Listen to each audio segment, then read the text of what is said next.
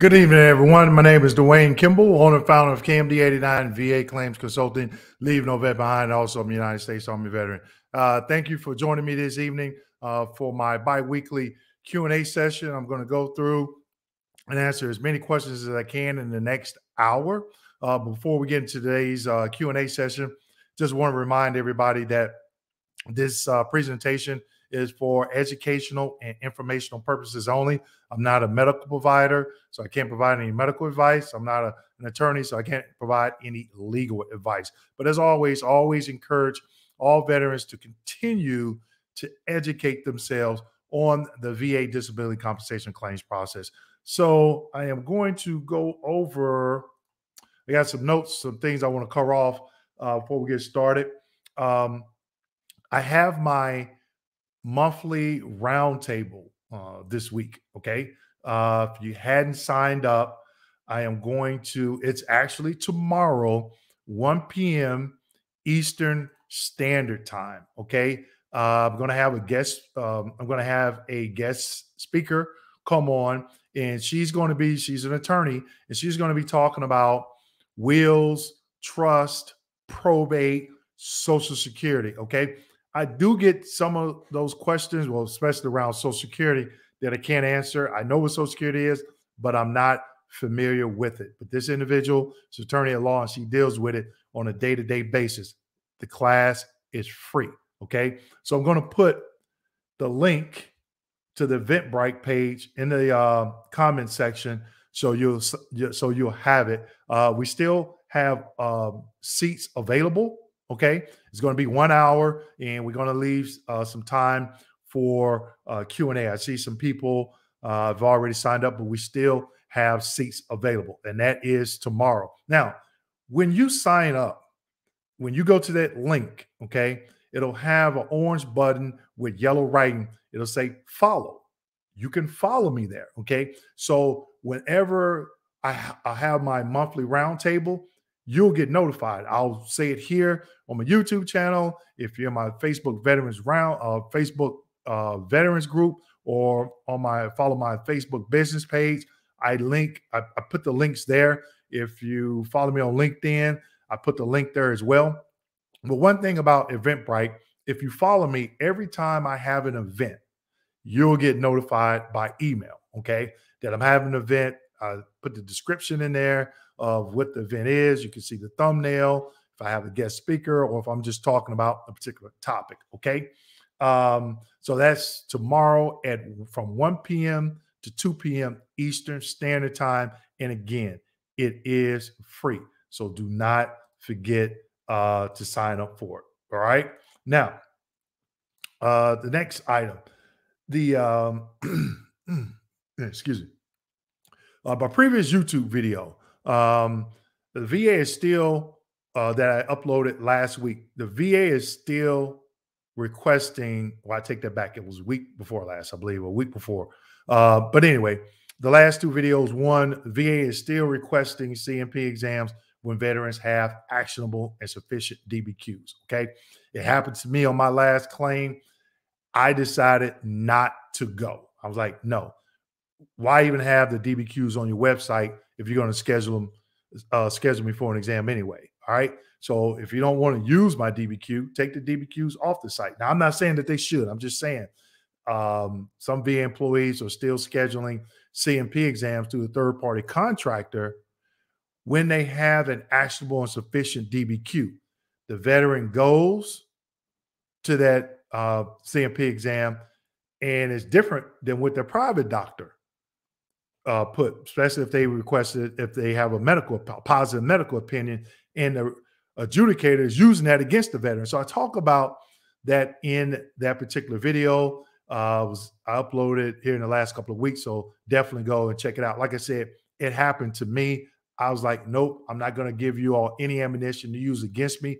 Use my information, because I know that my DBQ is actionable and sufficient. But it's your claim. I'm not telling you to go or not go. I get asked that question, and I'm not going to tell you not go. I'm not going to tell you you should go. That decision has to be yours, okay? Another video I did, VA clothing allowance.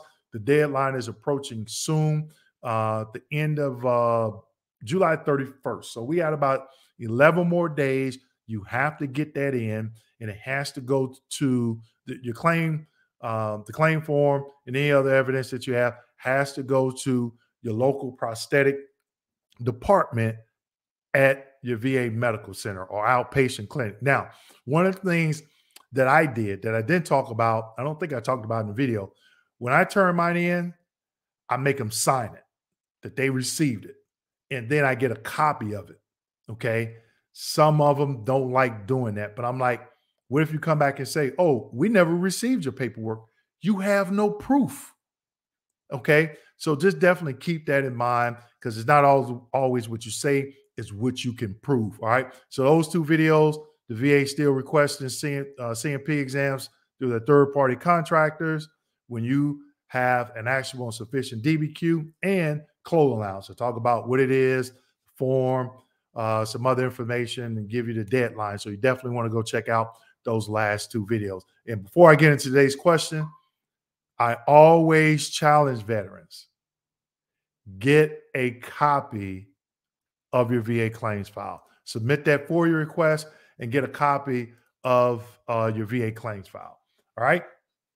So with that being said, let's go ahead and jump into some Q&A. I did ask the question where some people are joining in from. Okay, so we'll get through that in a second. All right, so Snowman said he could not make the event tonight, but he wanted to ask the question anyway. Hello, Dwayne, can't catch the live, but we'll watch the replay, but I have a question. Okay, Snowman, you see what he did? He knew he wasn't going to be able to attend. He said, so he jumped on a little bit early because I was logged in maybe about 3 minutes prior, and I already saw his question, and he told me they weren't going to be able to be here tonight, but he catch the replay. But anyway, I took a CMP exam in 2019. The doc checked off the 70% on the DBQ. I had to take another CMP for PTSD this month. This doc checked off the 30%. How do you think the rater will rate this? Okay. So like I said, I just did a video about it, right? I just talked about doing a video about it. Snowman, from what I've been seeing, the RVSRs have been going with the third-party contractor exam, okay? Not saying that in all cases, but I would say about 85 to 90% of the time that I've seen it, talking with vets, some of my clients, I've seen it. Like I stated earlier, they wanted me to go when I had an actionable and sufficient DBQ. And I was like, nope, I'm not doing it. I'm not going to give you that ammunition to use against me. But one thing that veterans are not contesting, are not asking, why does the VA even have the DBQs when some of the employees don't want to use them? That's a huge disconnect. If I was going through this process again and that happened to me, guess what I'm arguing on that high-level review? No, I'm not going. You want me to go? Why? What's wrong with my DBQ? Tell me which box is not completed correctly, something, because just saying, oh, we want to see something else, that doesn't make sense. You know, I'll be arguing, why even have the DBQs on the website when you all are trying to refuse to use them? You all are trying to get negative information to use against me, okay? So that's one thing that I don't see vets arguing, okay? But Snowman, I can't say which, it's thousands of raters. I don't know all of them, don't know what each one will do, but what I have been seeing, they're going with the third-party contractors. Now, not saying that they will, just have to wait and see, okay? But ask yourself, why didn't they use your DBQ in the first place? Was it actionable and sufficient? All right. Okay, Gator fan. All right. Hello from Florida, U.S. Army veteran. My question is DAV update claim status 1 month and what the meaning of HLR duty to assist. My first letter states approval pending. I have to see exactly what that is. If you saw that out there on e-benefits, I talked about this once before. You know, once a claim gets to a certain level, okay, I'm pretty sure there's an algorithm behind the scenes that'll trigger to say, hey, to let the vet know, hey, this is what's going on. So a high-level review, duty to assist. My first letter states approval pending. And if you got that from DAV, or you talking about the veteran organization, I know it. I know the DAV. I know of the DAV organization, but I don't know their letters that they send out, what they put in them, what it means. So if you got a letter from them, I can't state what it means because I'm not familiar with those letters. Okay, they sent me the second exam this month because in 2019 I had an OTH. Okay, and it was upgraded. Okay, all right, but again, there still is the same. Stands the same as you had a DBQ. Was it actionable and sufficient? And then well, now you gave them evidence to possibly use against you. If they use it, don't know. Have to wait on that outcome. Ranger, my VA mental health provider ordered a mental health evaluation within the psychology clinic since I was not responding to meds and treatment. I'm already 70% service connected for mental health static rating. If I refuse to schedule the evaluation, can it hurt me if I try to file for TDIU? I'm not familiar with your claim, and I couldn't say if it would or if it wouldn't because I'm not the one adjudicating it. Now, the evaluation that you're talking about, I'm assuming that's on the healthcare side. Okay, so that may or may not play a factor in your VA claim. Okay, it's not mandatory that you get treatment. It's going to come down to the adjudicator and the evidence that your mental health provider put in your progress notes that comes up in My Healthy Vet. Okay, so that's me, everyone. I was asking everybody a question. Hey, where you logging in from? Okay, all right, here we go. So we got some familiar names in here. Arizona, coming in from Arizona. Hello from West Memphis, Arkansas, visiting my daughter and family. All right. I grew up about 2.5 hours north of West Memphis, up in Missouri, right off of not too far off of I-55. All right. Traveling Terry, okay. Appreciate it, Traveling tongue-tied. Traveling Terry, you're down at Vieira Beach. Thank you for that information, Traveling Terry. Just recorded a video about it, so it'll be up hopefully Friday. Good information. Terry has been an outstanding supporter of my channel and my Veterans Roundtable.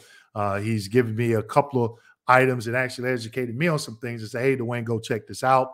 One today I did turn into a video. I'm not going to say what it is, but hopefully I'll have it up this Friday before the weekend. Okay. I'm sorry. Terry, I hope you get well soon. Sorry about that. Hope you're feeling a lot better. All right. Brian, what's up? What up, boss? Okay. What up, boss, man? I see you. I believe in Jesus Christ. I received my claims file. Okay. Well, let's see. I believe in Jesus Christ. How long? Okay. Okay. So you said you already answered the question. Okay. I received my claims file. Did not have the same as the last C file I got maybe 5 years ago. This time it took 6 months. Seems weird. Yeah, I don't know. Yeah, does it seem weird of the length of time it took or the difference between the claims file? Now, obviously, 5 years ago, if you were still working on your claim and there's stuff in there for 5 years, then yeah, it would be different because you got 5 years of stuff in there now. Okay, you coming in from Bragg? Okay. All right, this is the link, and I'll put it in there again. This is the link to sign up for the event tomorrow. It's still live. You have until, I think, 8 a.m. tomorrow. For those of you that already signed up, you should have received an email. I have a guest speaker. She's going to be talking about wills versus trust, probate, Social Security. It's an hour long. It's free. So you just got to sign up, come in and spend the time. It's some really good information. I met her a couple of months ago. We were in a webinar for the last 2 webinars for another nonprofit that a resource for. She came on. I was like, wow, you gave us some really good information. I got to get this out to veterans and my subscribers on my YouTube channel. And now, if you know someone that's not a vet, okay, forward them. This is just not for veterans. I try and on my platform, try and put it out there because the largest, my target market is veterans, but this particular event, you don't have to be a veteran. You can still join in. Okay. So if you have friends, family, whomever, give them the link, let them know it's free. It's an hour of their time to get some really valuable information. Okay. Discipline equals freedom. If you're in a current treatment for PTSD by way of community reference per VA, can I file a mental health claim with a good outcome? I can't predict your outcome. I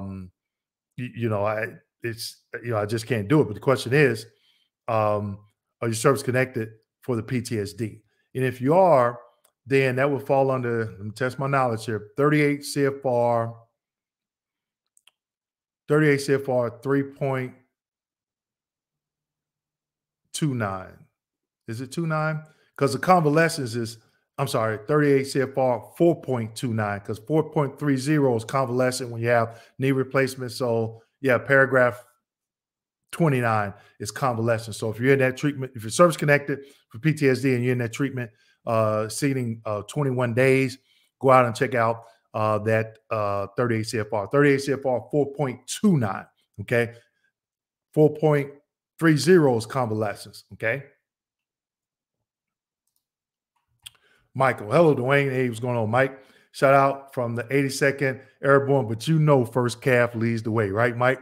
38 CFR and M21 have my claim. Shout out from Texas. Keep up the good work. All right, where are you located there in Texas, Mike? I used to be stationed at Fort Hood. Greetings from Arkansas. All right. See you, Arkansas. Where you at in Arkansas? Little Rock, Blytheville, Stuttgart, Texarkana. Nathan, hey, Dwayne, hello from Minneapolis, Minnesota. Go Army. Ooh, man. Hey, Nathan, is it snowing up there? All right. J. Ortiz, hi, Dwayne, from Youngstown, Iowa. Okay, welcome. This is my first time. Welcome in a live chat. Nice to be here. Army veteran. All right. Miss Ortiz, welcome. Make sure you subscribe. And, you can come in often. Do this every other week at 7 p.m. Eastern Standard Time. Come in, sit down, ask questions. Other vets, they'll leave different comments as well. So thank you for joining in and welcome. Sergeant, how long of a wait for an appeal to BVA for an early effective date due to CUEs? Okay. I did a video on this. Does the VA have wait times? Actual wait times? No, there's no set wait time for when a claim can be done. Back when I was a rater, the fastest that I rated a claim was 3 hours. That's actually 2 hours from the time that the veteran submitted the claim to the time that I did the rating decision and that notification letter went out was about 2 or 3 hours. And the reason why, I used to work at they call it FDC pilot program. It was fully developed claim pilot program where vets could come in, sit down with the rater and file a claim. Normally they've already had their paperwork filled out. This particular veteran had his paperwork, had a DBQ, and I was like, wow, he was the last veteran for the day. When I got back to the regional office, told the VSR to go ahead and assess the claim, sign the EP. I rated it before I went home that day, and the veteran had the notification letter going out the same day. Now, that's an extreme circumstance, but I've seen claims take anywhere from a month, a couple of weeks to a month, up to a year and a half. BVA, those, I don't know what those are averaging right now. They used to average about 7 years. I think the wait times have cut down considerably, but there's no particular time frame, or the VA doesn't have a graph saying, okay, if you're going to BVA for a CUE or HLR for a CUE, it's going to take 8 weeks. There's no set time frame. Hello from Baltimore, Maryland. Okay, all right. Welcome. Lucas, I had an ACE exam for 2 conditions. The CMP examiner called me for a total of 8 minutes and only asked me 2 to 3 questions per condition. Should I be concerned that he didn't go through the entire DBQ? I did a video back in January. One of my employees, we did a mock CMP exam.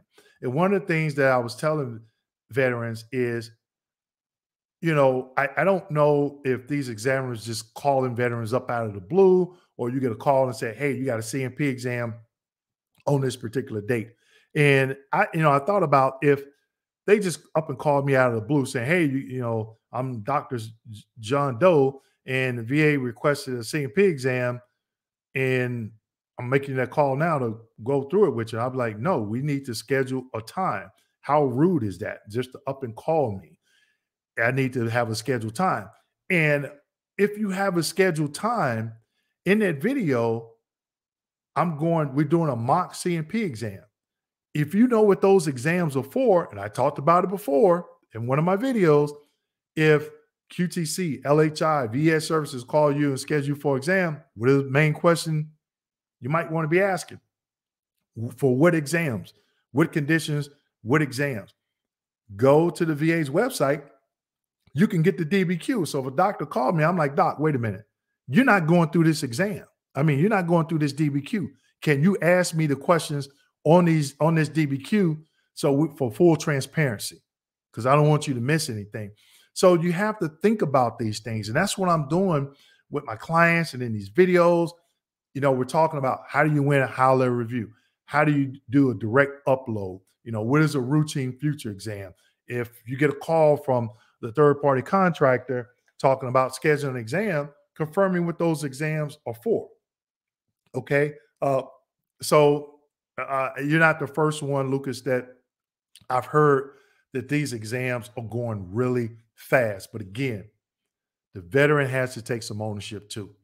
If that's the case, my question to you is, why didn't you have that DBQ in front of you if you knew that they were calling? Now, if you didn't, again, I would be like, hey, y'all got to call me back. I'm at work, I'm driving or whatever. But for the most part, I think they do call and schedule an appointment. But again, that's where we have to be educated, and that's what we're doing tonight, okay? But I can't say, I think in any case, any vet should be concerned because things are a little bit different now with these claims and these examiners, these third-party examiners, okay? Okay, everyone, that's my wife. She's coming in. So I'm going to ask her when she gets home why she still has her maiden name. All right. But anyway, that's my wife. Thank you for supporting me. She's visiting our daughter out in Colorado, and she's in the Space Force. So I'm very proud of her. So shout out to her, Ariana. Hope you guys are being safe out there. All right, Traveling Terry, when are you going to do another training on what defines an maximum sufficient DBQ? Love to attend. You know what, Terry? I used to do those last year, and I would fill up my calendar with training and I would plan everything around it. But a lot of vets did not sign up. I did one for an individual that supports me. He's on my Instagram, he's on my LinkedIn. Mr. Asher Levins. I haven't seen him in the roundtable lately or on the live stream, but give me a call, Terry, because those they do have a fee associated with those. But when I get requests, I just start doing them for requests because I do have to work around my calendar for those. But yeah, it's a good idea. I may bring that up. So other people, let me know. Should I do another class? And again, that is a fee associated with it. If you all would like for me to post that, really good information. I do mock DBQs, and then I have mock DBQs, and I go through line by line and show and talk about what makes a DBQ actionable and sufficient. All right, the real H-Town. Hey, Dwayne, I had a CMP exam for mental health. I was told secondary to my service-connected disabilities. Did you claim it that way? I have a rating of 94. She asked me questions that wasn't DBQ related, like sleep apnea, alcohol. And that's not uncommon. I think some do that. But when my CMP exams, I tried to steer that conversation where I wanted to go. They start asking about, they do ask about, how was your childhood? Were you in a one-person home? Are your parents divorced? Were they ever married? Stuff like that. Okay. I did get asked those questions, so that's not too odd. Thank you for providing important information on how to file and win claims. Keep up the great work. Hey, appreciate it. And JOTs, don't forget, hey, subscribe to the channel. I got over 100 some videos. I got my roundtable tomorrow, and it's free. Okay, and that's every month, third Thursday of every month, 1 p.m. to 2 p.m. And just put the link in the description section again. Love to see you. A lot of vets come on. I share my video. They share their videos, and we have a conversation. But it's going to be a guest speaker tomorrow. Okay, and anybody, again, anybody. You don't have to be a vet for this one. The majority of the time, I'm talking about vet-related stuff as it pertains to the claims process. But when I bring a guest speaker in, it doesn't always it's just not always for vets. Okay, so if you know any civilians that want to get that information, they're more than welcome. Okay, Carlos, hi, hope you're doing good. Okay, likewise from PR Puerto Rico. I have a CMP by phone for sinus. Is this normal? Yes, a lot of third-party contractors are doing it. So I asked you, Carlos, you know you claimed it, right? Or is increased. Have you looked at that DBQ? Are you going to have that DBQ in front of you when that CMP examiner calls you? Okay. Are you familiar with the percentage criteria for the sinus condition? Do you know where you fall in that percentage? It's very important. Okay. Chris Bonds, hello. My question is, I have a case number for Board of Veterans Appeals in DC for a judge to make a decision on a claim. Is there a site or number to call to see where your case number order is at? Thank you. You could try the 800 number. I don't think that they may have that information. In the letter, check the letter that they sent you about the appeal board. There could be a number in that letter. And one thing I like to tell veterans is when you get letters from the VA, you need to be reading, not saying that you didn't do this, Chris, but just in general, I tell veterans, you need to read from front to back. I was talking with a veteran either last Friday or this Monday, and he was asking me, he was like, hey, about a proposal to reduce. And I said, do you know what an RVSR hearing is? And he was like, no. I said, one, I did a video on it. And two, they gave you that option in that notification letter. And he missed it. And so while he was on the phone, I had to go get the letter. And he was like, oh, I didn't see this the first time. And he missed the deadline. Okay. So make sure you read that the information from front to back. So Chris, make sure, go back that letter they sent you. If they gave you a hearing date, see if there's a 800 number in there. Okay, Tony, every evening, Dwayne, I had favorable findings of an injury in service because of a CMP exit exam and diagnosis of injury with surgery performed. Would a DBQ and Nexus help me with my case? It possibly could. And again, that's hard for me to answer because I'm not rating the case, but it could. I don't see where it would hurt. But again, I did a video on favorable findings. I had my employee come on. I think we did it on live stream that night. Or recorded, but he explained favorable findings. I think when veterans read that in a rating decision, it confuses them. They'll say, oh, but in the favorable findings, they said this, but they denied the claim. Just because you have favorable findings is not a guarantee of service connection. Okay. Okay, now check this out, everybody. My wife, she heard me, so she changed her last name back. Okay, we'll have that discussion when you get back home, babe. Love you.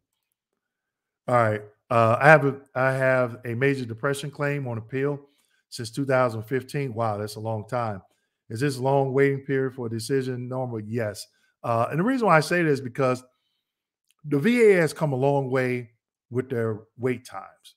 They've come way down. Okay, especially for appeals. But I would say, Ms. Ortiz, call the 800 number and make sure they still have an active appeal for you. Okay, a lot of veterans don't do that.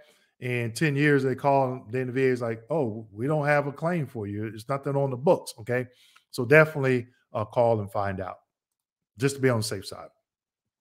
Leroy, I made my scheduled appointment with you on this money. Doing, I can't wait to speak with you so you can help my case. Peace, my good brother. Okay, all right, looking forward to it. When people schedule consultations, that consultation is. I'm looking forward to speaking to you. Looking forward to speaking with you too, Leroy Day. But those consultations are to discuss the educational services I provide. So even on my website, some of my other videos, I don't represent the vet.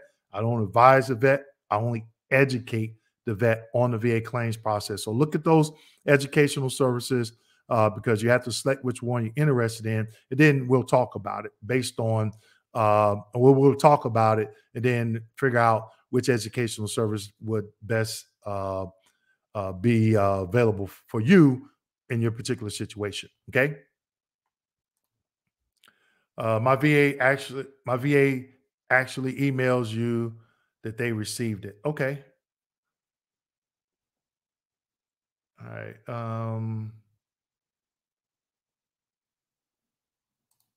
All right. This Malik is free. If you're currently in treatment for PTSD, by the way, can I file a claim for PTSD during treatment? Okay, I already answered this. Again, question if you're service connected, then look at 38 CFR 4.29. Okay. Nathan, hey Dwayne, I just got a 50% migraines rating due to burn pit exposure in Afghanistan. So was it a Gulf War undiagnosed illness?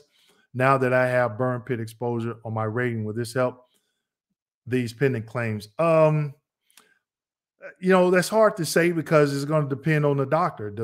Is the doctor going to give you a diagnosis? Is he going to say the diagnosis is an undiagnosed illness like the migraine? So I can't say that's going to be automatic. Do I think it may help? Yeah, but the percentage of how much it could help, that I don't know. Okay.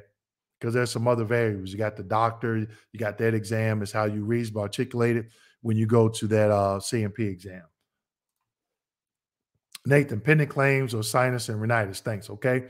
So again, Nathan, have you looked at that DBQ? Have you looked at that diagnostic code criteria for sinus and rhinitis? Because guess what? The diagnostic code for those two are different. And it's different criteria for each one. Philip, what's going on, Philip? Submitted a service connection for left knee pain. I was awarded 0% service connection in the decision letter. The rater didn't list private medical records and physical therapy record. How should I proceed? Okay, so Philip, if you claimed left knee pain and they granted you service connection at 0, that's a CUE because there's a regulation out there that states that they can use your subjective evidence, which is left knee pain, to grant the 10%. Okay. But did you claim it that way? Did you just claim left knee or left knee pain? I can't think of that 38 CFR or the M21 right off the top of my head. You're going to have to go to the VA's website and do that research. Okay. Get into the 38 CFR and look for it. Okay. All right, we got 97 people in here. Let's make sure we get those likes up. I'm putting this link in again for the Veterans Roundtable tomorrow from 1 p.m. to 2 p.m. Eastern Standard Time. Going to have a guest speaker. She's going to be talking about wills, trust, probate, Social Security, and we'll have time for a Q&A session as well. Bobby Bowe, good evening, Dwayne. Thanks for what you do for veterans. Not a problem. It's my passion. And I really enjoy these live streams more and more. And I look on my YouTube. I've been doing these since October 2020. Okay. A really long time. I have a lot of them out there. Always enjoy answering some questions. I used to go about 2.5 hours. I just now keep it down to an hour. Lorenzo Richardson, I'm currently rated 0% for migraines and submitted for an increase using only migraine buddy logs as medical evidence. Do you think this is good enough for an increase? I would say, Lorenzo, you would have to go to the rating schedule, look under the neurological body system. When that opens up, go down to diagnostic code 8100. It will give you the criteria for 0%. And It'll give you the criteria for 10, 30, and 50%. And then you have to ask yourself the question, which percent do you qualify, would you fall under for migraines if you're at 0%? Okay. So I can't say it because I don't know if you qualify for the 50, 30, or 10. You have to go and look at that information and answer that question. Okay. Okay. Bob Bo said we got 73 thumbs up. We got 95 people in here. Okay. So we're short about 22 people. Okay. So let's get these thumbs up. Okay. These likes up. Hey, Dwayne, thank you for all you do for us. Hey, not a problem, Eagle Wings. It's my passion, my pleasure. And you know, people always tell me, thank you for what I do. Thank you for supporting me. Thank you for subscribing to my YouTube channel. Thank you for joining in with me. And, I definitely appreciate it. William Henry. Hello, Dwayne. I have an upcoming CMP exam for PFB. If I don't have an outbreak or visible bumps, is it possible to get a 50% rating only by scars and skin discoloration? Okay. So, William, go to the rating schedule, click on the skin body system, and you're going to look for the general rating criteria for skin conditions. And I think either right above that or right below it, it has the 8 different characteristics for skin conditions. Okay. And you'll have to look at those characteristics, look at the general rating criteria and see. But I can tell you this, I'm service connected for PFB at 0. Okay. I'm service connected at 0. If I went in today, I'm still 0%. Okay. All right. They do it from when I went to my exam, the examiner says they do it from the residuals on that particular day. Okay. Because I did ask that question. She says she could see some mild discoloration where I had bumps previously, but I have a really very, very mild case. Okay. All right. Greetings from Fort Dix, New Jersey. Okay. You join in from LinkedIn. Okay. I think this is maybe the first or second time we had somebody join in from LinkedIn. Thank you. Make sure we're connected on LinkedIn if we're not already.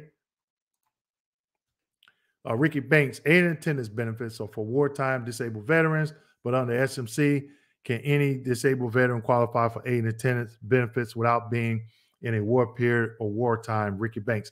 Okay. I have my SMC book here.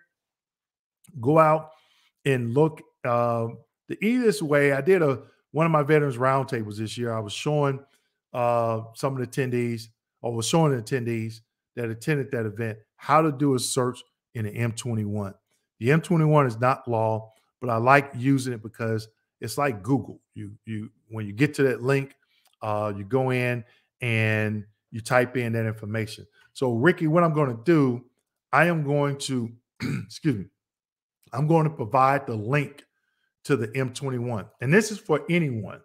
But, excuse me, if anybody that has followed me and you were in the event where I show people how to search the M21, let them know your feedback from that event, okay? But I'm going to put the link in the description section for the M21. You can go to the M21, and then you can type in aid and attendance or SMCL. It'll give you more criteria on that, okay? Because it constantly changes, okay? So I haven't researched that here in the last few months, but you can start your search there, okay? But let Ricky know what you all thought about that training.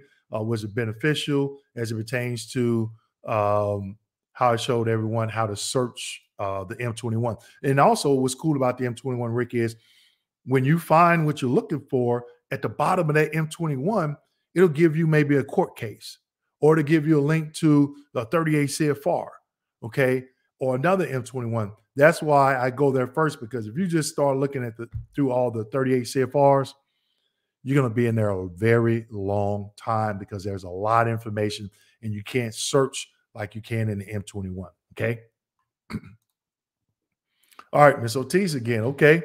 I received a decision on bilateral hearing loss claim back in May from HLR. It says that an error was found and that they need to correct it. What does that mean? What is the error? Did they tell you what the error was? A lot of times they don't. But just because it's an error does not mean it's always going to go in favor for the vet. It could, but not necessarily all the time. What I've been seeing here recently, when they do a develop when they have an error, they should state what the error is. If it's a development error or something, a lot of times the VSR forgot to do some type of development, or the rater forgot to go back out and ask the examiner for additional information, either before they granted it or before they denied it, and that's the particular error. But they, it could be for anything pretty much. But a lot of times they don't tell the veteran exactly. They'll just say a development error or something like that. But Ms. Ortiz, did they tell you what the error was in the rating decision? Okay, Tony's logging in from Indiana. Columbus, Ohio. Go Buckeyes. Okay, all right. Hola from San Antonio. Thank you for your service. Thank you as well. I'm doing much better now, health wise. Thanks. Yeah, I went through that. Everybody know I was down and out last month. So glad to hear you're doing good, Terry. Again, that's the link for the veterans roundtable tomorrow, the event. I'm going to put the link back in the comment section for you, okay? And the event is free. I believe in Jesus Christ. I didn't have the stuff from the past before the 5 years. That's what I meant seeing where, oh, okay. All right. Yeah, it could have been, first time I did my FOIA request, they only sent me my medical records because that's what I asked for. And then years later, I turned around and I asked for the entire claims file. And I went through it link by link, opened up all the attachments, and wow, there was some information in there that I hadn't seen in years. And there was information in there that I didn't think that would be in there. Okay. Michael, when are you and Camilo George going to do a YouTube video together? I had we didn't discuss over phone, but I can't remember if I left her a comment or she left me. I think she left me a comment here. And we had talked about it. I want to say back in April. I do follow her on, I think it's Twitter, I believe. Yeah. I don't think I follow her on LinkedIn, but I am subscribed to her channel. So I do support her. But if you talk to her, man, I am like super busy. And I know when she asked me, she was trying to schedule like 2 months out, and maybe I had something on my calendar. But hey, I know she does live streams as well. I missed the last one because I think she said she was like in Mexico or something, and I got my times off and my logged in. She was already off. But yeah, I would love to connect with her. So if you're in contact with her, say, hey, I asked Dwayne. He said, hey, let's get it going. Love to do it. She provides a lot of good information, and she's doing some good things for veterans. Michael Anders, hey, from Oregon. Okay, all the way up in Oregon. My aid and attendance claim has been at the preparing for decision phase for just over 2 months. Do you have any idea on how long they sit usually? Yeah, no, I do not. But I think that's kind of long. Did you submit the 2680 from your own doctor? Was it filled out correctly? And again, I don't know if the VA is taking some of those and saying, okay, that's not a priority right now, especially if the vet's 100%. I don't know. And they just let them sit there. But those are pretty straightforward and some easy claims to rate. It's either yes or no. But easy claims majority of the time when I used to rate. But yeah, I think that's kind of a long time. But again, if some additional development is needed, then it may take a little bit longer. Okay. So someone let me know how many thumbs up we got in here. Okay. Eagle Wings. Hey, Dwayne, thanks for all you do for us. Hey, not a problem. Topeka, Kansas. Okay. So you're from Topeka, Kansas, Eagle Wings. So I'm pretty sure you are a big Mizzou Tiger fan because I am from Southeast Missouri. Okay. Just kidding. Receiving claims file, interesting stuff. Thing I forgot about. Took 5 months. Yeah, it took me 11 months. So yeah, You got it before I did. All right. Bobby Bold, thanks for the donations. I really appreciate it. Veterans Get Educated, most definitely. For those of you that don't know, a lot of people that subscribe to my channel, especially when they attend the Veterans Roundtable, these donations do not go in my pocket. They go to the adopted schools that I adopted, okay? My community outreach program. I was able to not purchase, but I had a company in Georgia that donated 12 pallets of school supplies, 1, 3, 5 subject notebooks, book bags, composition books, day planners, construction paper, filler paper. So I've been out in the garage. I can't even park my vehicles in the garage because there's so much stuff. And I've already donated some to a local nonprofit. I'm donating more in the Tampa area. I'm donating more to another after school Civic Center. I think it's Civic Center, after school care center over in St. Petersburg. In about a week and a half, me and my employee, we're going to load up our pickup trucks. I got an extended bed, so it's going to be a lot of paperwork, and not a lot of paperwork, but a lot of paper. And we're going to deliver it and give it out the first week. I think it's the first Friday of August. Then I have another nonprofit in Seminole area of Florida, another nonprofit that we're going to load up another 2 truckloads and donate book bags, filler paper to these nonprofits, and they're going to give them out. And they're all in low-income areas, so it's going to help parents that are in low-income areas because a lot of people, inflation and a lot of prices are going up. So hopefully this will help a few families. So this is where all these donations go. So if you go to my website and click on the community outreach, if you go to kmd89.com, that's Kilo Mike Delta 89.com, you'll see some of the stuff that we've done in the past. I haven't updated the pictures, but I just donated $500 to a Literacy Matters program, J. Desiree LLC here in my area. We got pictures where we took yesterday of the check. So it goes to help the community. It goes back in the community. It doesn't go in my pocket. So when people donate like Bobby did, that's where those donations go. Okay. I'm doing much better now. Thanks. See you at the round table tomorrow. Okay. Appreciate it, Terry. Thanks for the support. It's that time, New York City. What times does the event start tomorrow? Eastern Standard Time. Okay. So for all my followers and subscribers in New York City, okay, this is just for you in New York City. It starts 1 p.m. Eastern Standard Time. Okay. It's that time, Eastern Standard Time, 1 p.m. Okay. So I hope to see you there. And thanks for the support too. It's that time. Veterans, get your claims file. Bobby knows. Get that claim file. I'm telling you. And, the next best thing to a claims file, right? So if one thing that I did, okay, one thing that I did when I was waiting on my claims file, this is my claims file. Now, you may say, Dwayne, how did you get this? Okay, how did you get this? Everything that I sent the VA, everything that the VA sent me, I kept and I put it in a folder. I cannot tell you how many vets I talked to. I don't have a copy of my rating decision. I don't have a copy of this. I don't have a copy of that. I moved. You see, I just pulled this out. This is in my office. It's always going to be in my office. Now, it won't fit in my safe.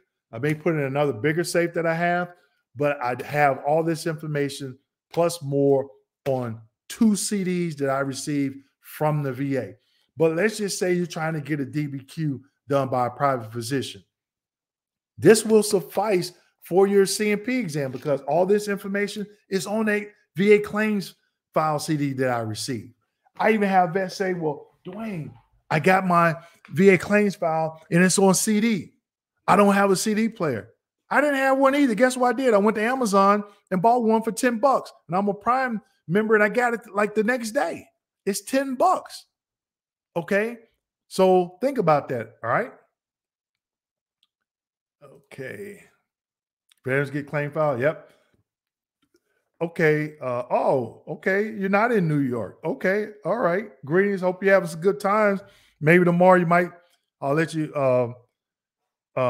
give you a screen share. Maybe at the end you share some pictures of some beaches or something. Benville, brother, go Army. All right, Benville, I know where that's at. Gloria Howard, this is Stephanie, Army vet. I was awarded 10% for tinnitus and 0 for hearing loss, and 3 other findings. How do I go about receiving? I'm not on. Can you ask that question again? How do I go about receiving? So, Ms. Howard, I don't know the rest of that question. Okay, so we got 116 people. We got about 10 minutes left. Somebody tell me how many likes do we have? We should have 116. If not, we need to get there. Okay, Nathan, no going to be 95 on Friday here in Minneapolis. Yeah, it's been scorching hot. I'm here in Florida. Went outside today to bring the trash cans in, and I need to go back out and check the mail. But it's almost 8 o'clock here at night, people, and it's 88 degrees. Okay, so during the day, we're in rainy season, we definitely get that humidity too. Compensation for 0% claims. Oh, okay. So again, I'm assuming for hearing loss and 3 other findings, how do I go about receiving the compensation for 0% claims? So that would be an increase. But again, what are you service connected for? And it's a letter that you can get from the VA. Okay. So if you call 800-827-1000, you can ask them for a disability breakdown letter to include the diagnostic codes. Okay. So when you get that letter, and they can email it to you if you request it. If they don't want to email it to you, I would hang the phone up, call back, get somebody else that's an advocate for a vet. Okay. And on that letter, it'll have everything that your service connected for, the percentage, and the 4-digit diagnostic code.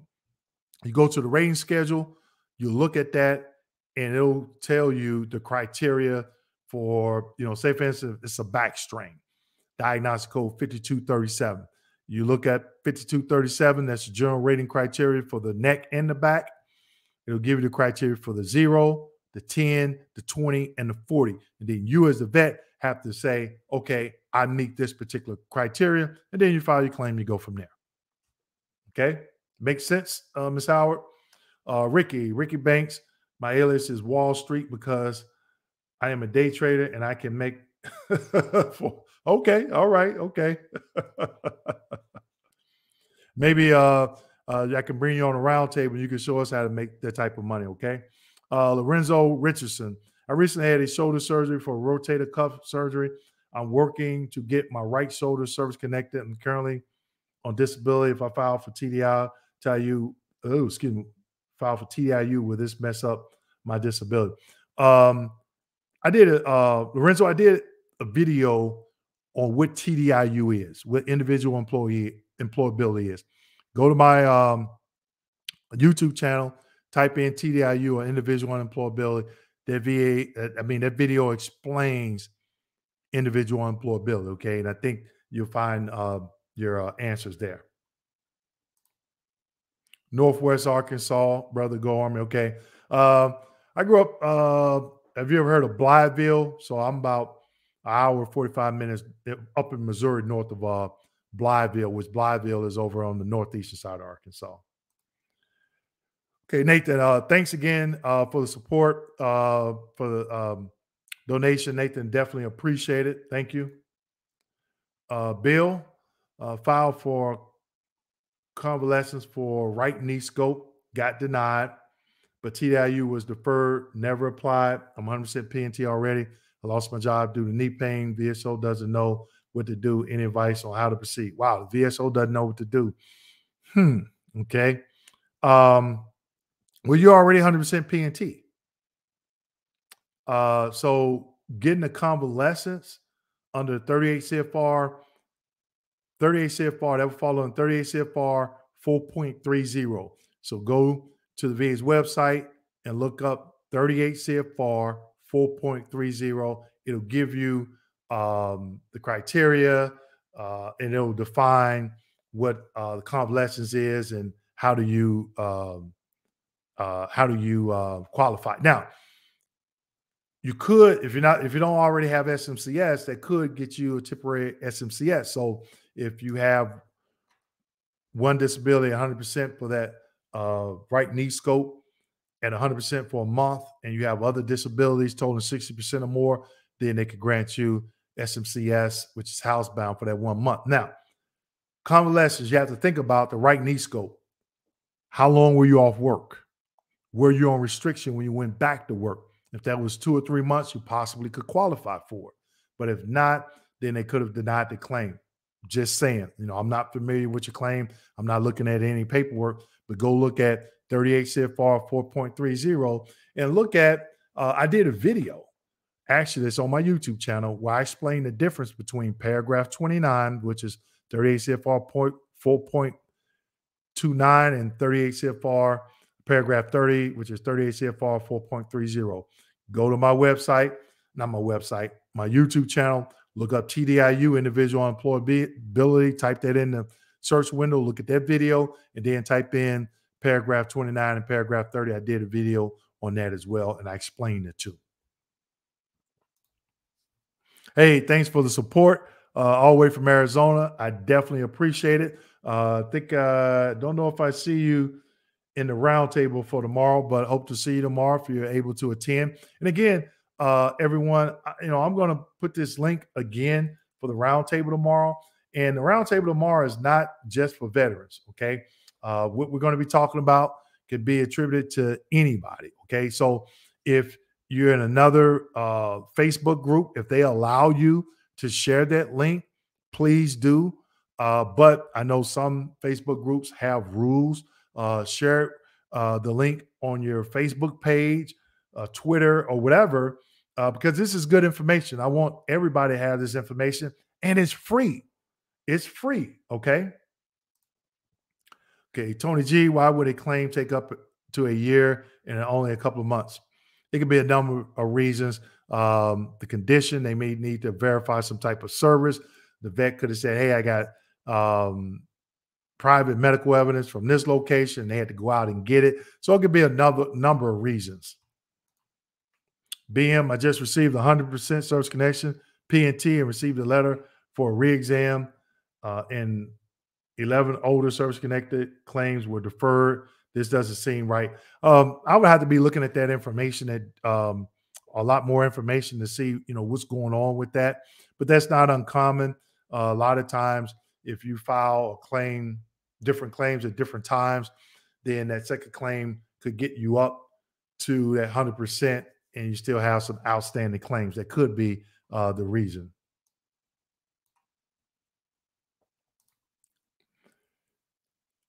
Shout out to all the Article 15 alumni. Wow. Okay. Your wife previously had Kimball, but you didn't shout out. I did it when she had her maiden name up, and then I did it when she changed it. So I did. And I told her I loved her too. But thanks for catching that, Tony. Major Pain, Alex from Maryland, 100%, SMCS and SSDI. Hey, congrats. Thanks for the support. Again, there's a link for the roundtable tomorrow, and it's free. We got 124 people now, Bobby. So 107, how many people do we have? We got a couple. I'll go a little bit over. Got a couple more minutes. Try to get a few more questions in. I had an exam for increase for my past plants with plantar fasciitis. The examiner never touched me or even looked at my feet. That's a horrible examiner. That's crazy. Just asked a few questions. I had all my VA notes, feed injections, records. Look at that DBQ because it asks certain questions. And I'm not, by no means, I am service connected for flat feet, but the examiner, my personal examiner, did my DBQ. They looked at my feet. They had me walk up and down the hallway to answer those questions. I think a lot of third-party contractors, from what I've been hearing, they're just flying through these DBQs. And again, did you have your DBQ with you? You say, Doc, you didn't ask me this question. You didn't look at my feet.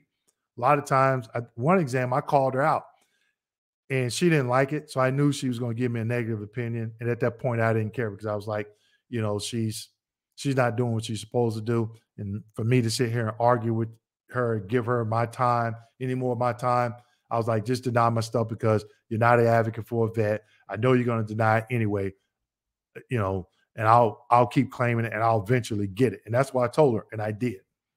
So she was probably mad about that. But a lot of these examiners I've heard are doing that. Greetings from H-Town to Wayne. Where can I find your free information relative to determine the actual sufficient DBQs? Go to my website, schedule. I don't have the fees on there. Schedule consultation, and we'll discuss those fees at that time. Okay. Marshall, United States Marine Corps infantry vet, been waiting and holding pattern for 3 weeks in preparation for decision, and called the VA and said they were waiting on a decision. How long does it take for waiting for RVSR? There's no set time. There's no set time. They could have rated today. They could be rating it now if it's out on the west coast somewhere. Is this normal for VA rater not to look at your feet? Is this normal for VA? Well, it wouldn't be the rater, it would be the examiner. Yeah, it's weird that they would do that, not look at your feet. I would think that they would. Do VA raters reach out to you by telephone? When I was a rater, I would sometime, but not that often. And I think I had got to a point to where I didn't reach out to the vet because they have a thing called excluded time. So that, all VA employees are on a quota. So if I pick up the phone and I'm on the phone with a vet for 30 minutes, because if you call a vet and you're a rater, that vet gonna have you on the phone for a minute. Okay, ask some questions. But for example, I had to make X amount of points in 8 hours. So if I was on the phone with a vet for 30 minutes, I could put in what they call excluded time. I don't know if they still have this, but that means is, okay, now I don't have to make that quota based on 8 hours. I have to make that quota based on 7.5 hours. But right before I retired, they took that away. So they said, well, if you're on the phone with a veteran, 2 different veterans, and each veteran for 30 minutes, you would think, okay, well, I would get an hour and that will reduce my quota for that day. They said, nope. They took it away. So if you're on the phone for an hour trying to confirm something with a doctor or a vet or whatever, you still have to make that 8-hour quota within that 7-hour period. Now, guess what? I'm rushing because I could be behind on my quota. So I think that was the reason why a lot of raters stopped calling vets and just had the VSR to send a letter out asking for clarification because, it wouldn't benefit other vets because now you're rushing if you're behind for your quota for that day. But you still may get a few that may reach out to you. Okay. Someone say we had 41 likes. We got 117 people. Okay. So let's see. We don't have any. Okay. So I'm going to go through right at the hour stage. We'll go through and give some shout outs for some support. Okay. We got some funds in from Tony G. Appreciate it. Take all we can get. Okay. Nat Baker. Okay. Thank you for the support, and thank you for the support. Thank you for the donation, and thank you for the support of the round table. Hope to see you tomorrow. It's going to be some good information. Okay. We'll wrap up, take a couple more questions, and then go ahead and get off here. Okay. Ms. Fudge said, Head to Wayne, can knee braces prescribed by the VA increase your rating? Yes and no. Knee brace itself, no. But if that knee brace causes you to have reduced range of motion and you meet that criteria, yes. I thought your super chats were like Cash App. Oh, okay. Well, if you're still up, if you want to donate more, feel free. I definitely appreciate it. Chad Hawkins. Hey, Chad, how we doing? Hey, Dwayne, wow, you've been doing this live stream for 2 years. Yeah, 2 years. Yep. Goes by fast. I think that's when I started watching, but shortly after following you, been 100% since then. Keep up the great education. Ain't not a problem. Chad, we got the round table tomorrow. Put the link in the chat window. May benefit you. I don't know, but it's wills, probate, trust, Social Security. Going to have a guest speaker, a lawyer going to come on board, okay? Dwayne, you are doing so much for us vets and also in the community. Blessings to you and your family. Hey, I definitely appreciate it. Leroy, Mr. Kimball, there's 111 thumbs up. Okay, we got 115 people, so that's close enough. All right, all right. Hi from New Jersey. Hit that like button, folks. Simplify. All right. 120 thumbs up and counting. Okay, there we go. There we go. Thanks for the feedback. 114. Who we got? Joseph. Documentation is key. It's not what you say, it's what you can prove. There you go. There it is. All right, hit that like button. Appreciate it. Thanks to you, Comeback Craig, and Hill and Pun. I recently got approved for 100% TDIU and have questions about starting business. Should I get a VA lawyer for this so I'm not in violation of TDIU? I don't think a lawyer is required, but I did a video about can you work with your PNT and or TDIU. Someone left me a comment about, they left a long statement. I can't remember the name of which video, but I know VA will look at your income, okay, the poverty level. So go look at that video, check it out. They should give you some additional information, okay? Okay, we got another super sticker from, nope, that was from before. I'm sorry. Okay, all right, Tony, I see you. Appreciate it. All right, so good night, everyone. I'm gonna go ahead and shut it down now. Thanks to everyone for joining in this evening. Don't forget, I've seen some people, have already went in and registered for tomorrow's event.